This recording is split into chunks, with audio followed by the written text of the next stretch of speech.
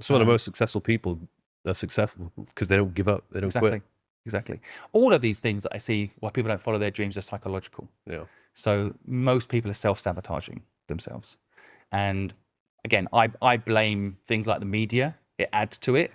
You know, I blame the infrastructure of like governments want you to get a job. They always talk about jobs, right? They don't talk about why don't we help someone who creates jobs? No.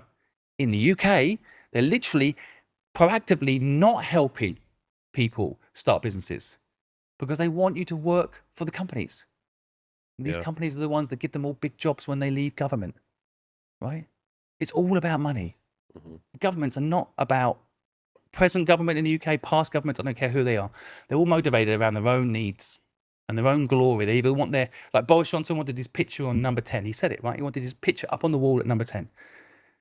Present government, without wanting to get myself banned from the UK, but you know, the present UK government are partly just trying to make Labour a brand again, right? They're not thinking about what's good for people. They're like, what can we do that's popular, that makes Labour loved? Because in leadership, you have to be unpopular sometimes. You have to do things that are long-term plays, right? Look at Dubai. This is all a long-term play in this country. Everything, it's not, they're not thinking 2 years and then we have to get elected again. So let's make everybody happy. So in 2 years' time, we can get elected again, right? And I believe in democracy. I grew up believing in democracy, but it's broken. Yeah. It's broken under the present structure because the people that you vote in have just done it to please you. And success comes from pain. Success doesn't come from giving you all the joy in the world, right? It just doesn't. So the UK right now is completely fucked. And I think I know how to fix it, but I don't know if it can When you're speaking to all the people you've spoken to in different countries, is it very noticeable when you're interviewing people from the UK? Like, do they have a particular attitude which is different from other parts of the world? So, well, in the last 6 weeks, I've visited 7 countries.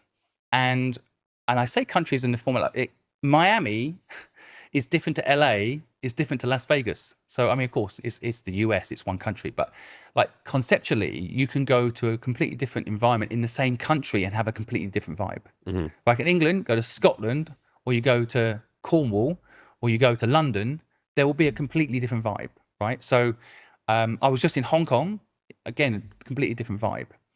And what I've noticed is it's not so much the people, it's to do more with, again, I think it's media.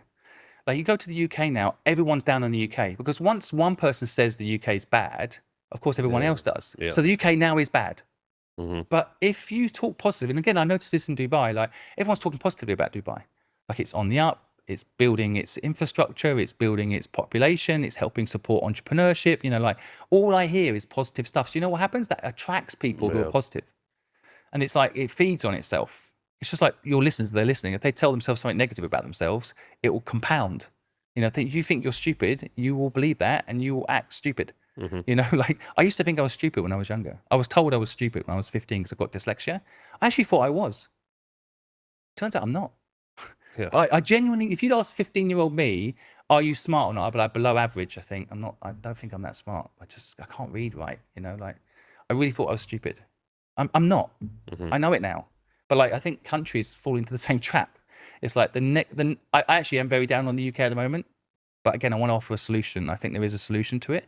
And it does start with mindset. If we start saying, hey, let's fix the UK, right? All the entrepreneurs that have left, I think 4,000 people have left the UK. 4,000 millionaires have left the UK. I've seen that chart. It's crazy. Do you know what's really stupid about this? Is like, when in UK, if you say to people, oh, 4,000 millionaires have left the UK, the mentality is good. Rich people, fuck off. I'm like, no. Why have you got the image that rich people are bad? How's this happened? Right, all they're doing is they're avoiding paying tax in this country, which will help everybody. Right, now they don't, in my opinion, majority of them don't really want to avoid paying tax. Now, yes, it helps. It's one of the incentives. But if you said to them all, look, please come back to the UK, let's fix it together. We're going to help you be successful too. We'll help you make money. So you then help the UK and fix the economy, help the population, help your people. 100% they'd do it. Now, of course, out of the 4,000 people that left recently, maybe only 3,000 of them will come back. And the other 1,000 are so selfish they won't do it. That's fine. But you could change things. But I think people need to be inspired. Right now, we're not inspired in the UK. No. Present leadership isn't inspiring. And with all the negative press about Trump and all of that Elon Musk stuff in America, what I noticed when I was in America is people are actually feeling a bit inspired, right? And sometimes that's all it is. If a government figure can do that one thing, inspire people to go for it. Again, I'm not endorsing Trump, but there's a part of me that really is quite envious at the moment of that, car full of entrepreneurs running the government. There was definitely a switch. Yeah. You could feel it, that the energy, even the crypto Bitcoin price went through the roof. But again, people that don't understand how crypto works will see that as a negative.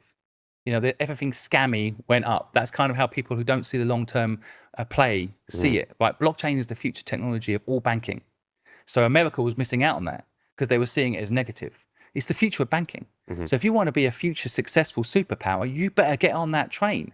So Elon and Trump now, because Elon's there, understands it, right? Because Trump 2 years ago was like, oh, Bitcoin's a scam. Now he understands it.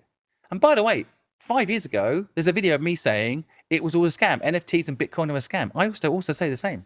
And then I educate myself. I stopped listening to the media and I understood the technology. It's going to change everybody's lives. What I love about blockchain in particular, and let's even say crypto to a certain extent, it can make normal people make a bit of money. And then with that bit of money, they can start a business. Yeah. Whereas with AI, right now, AI is controlled by all the rich people. AI has the opportunity to make some normal people rich if they leverage it. But in reality, people aren't leveraging it properly. The real money is being made by the super rich already. Whereas the kind of crypto blockchain world has actually made a lot of normal people rich. The thing that those people need to do, and there's a lot from here in Dubai as well, they need to then turn it into a business. Yeah. That's the thing they need to learn to do. But I think it's an opportunity to let everyone should be rich. This is the thing people also hate me saying. If everyone gets rich, it's a good thing. Like, well, if everyone's rich, who's going to take out our rubbish? Robots. Yeah. Like humans shouldn't be doing the shitty jobs. We're too smart. Everybody's too smart, right?